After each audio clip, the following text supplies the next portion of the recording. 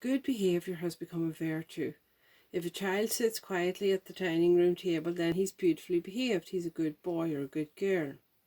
So good behaviour has become this great virtuous thing. But could you imagine not worrying about the way you behave?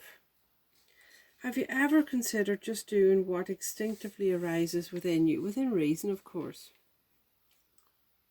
When you think about it, there's an awful difference between what your gut tells you and what your mind tells you, and they're quite often at odds with each other.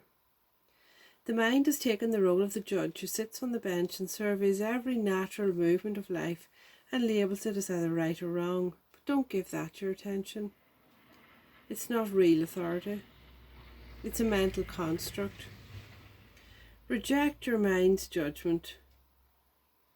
You may seem horrified at the idea of rejecting your mind's judgment and say, well, sure, something has to stop me doing bad things. But we're so used to authority telling us what to do that we've lost the ability to listen to our gut.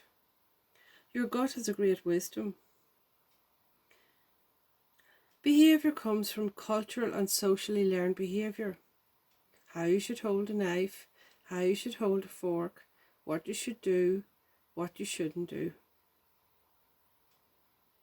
What if your playmate grips the knife like a pen? So what? Was he wrong? Well, by the programming of society he was. But is this not a kind of madness?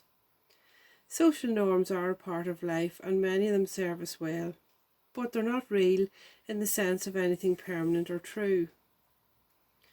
You won't become true to yourself by finding your way to behaving at a dinner party.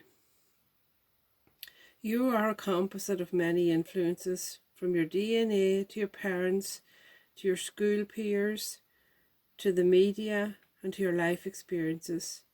We grow and respond to the world around us and we develop this idea of who we think we really are. But is it true? It's a bit like being trapped in a space with one window. Every day you look out and you see much the same thing and you feel much the same way.